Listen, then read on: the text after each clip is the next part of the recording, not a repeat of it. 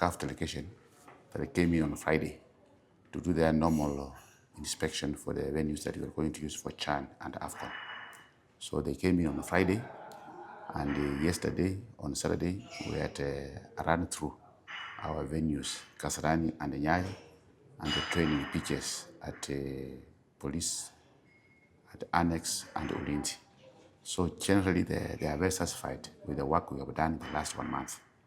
And their recommendation is that we speed up the process of finishing the infrastructure by the end of March.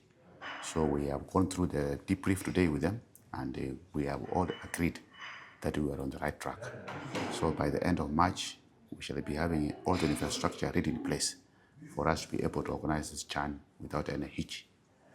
To confirm this, CAF have given us the clearance and go ahead to organize Kenya Gabon match at Nyayo Stadium. So that's a clear indication that we have done a lot of work in the last few months. So in general, we are on the right path. We are on the right path to ensure that we put up good facilities for CHAN in August. Already there are floodlights in Kasarani. We are completing floodlights at Nyayo Stadium. The pitches are of the high standard. That's why we are going to play Kenya Gabon there. If you go to Kasarani, the pitch is super. You cannot believe that it's Kasarani that people used to complain about. Generally, even the dressing rooms in both venues are up to the international standards. So we are very satisfied with the work that we have done so far with the support of KTF and particularly the Ministry of Sports, the effort that they are putting to ensure that these facilities are up to the standard required by CAF and FIFA.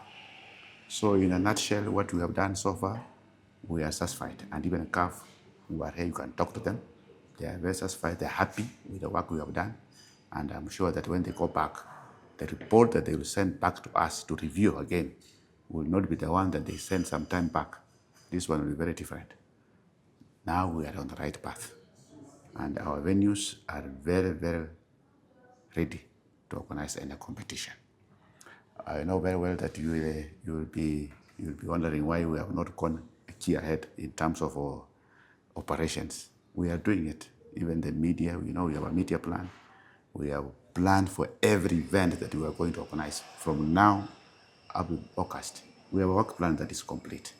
And we are going to share this work plan with our counterparts in Uganda and Tanzania when we meet in Kampala on 26th.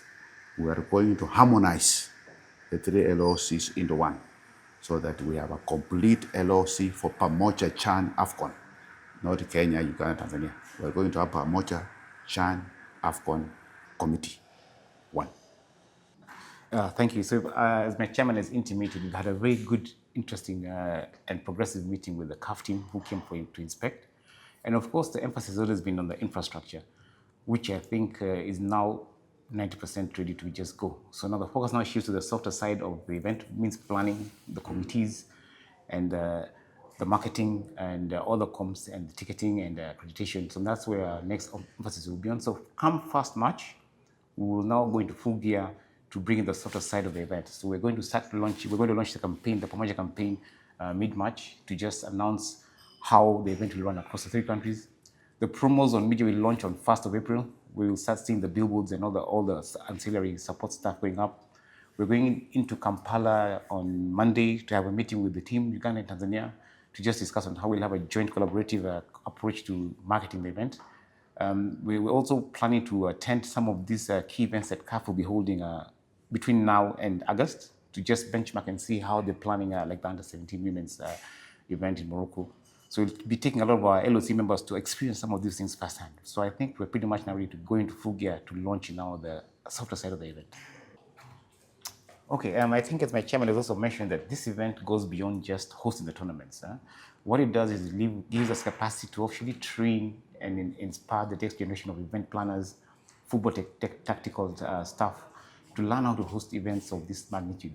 So one of the biggest things we want to implement is training programs for upcoming potential sportsmen and women who are very keen in planning and putting together events of this magnitude. So we'll have a very clear program on training volunteers on how to manage, host these events in different sectors, from team services, medical trainees, transport coordinators, logistics, That is going to be a very key proponent of what we leave behind as a CHAN AFCON LOC, because we know that this event has actually opened up the space beyond the events where more events held locally can experience and can try out some of the things they've learned hosting events of that magnitude. Moving forward, our local competitions should have the same level of planning beyond what we've done in the past. So we're really putting a lot of emphasis on, yes, we'll have infrastructure once the event is done, but what happens with the infrastructure? Are we able to maintain and sustain it? So that's the thing we have to try and make sure we build capacity locally to make sure that moving forward, anything that's held in the country locally will always meet the standards of FIFA and CAF.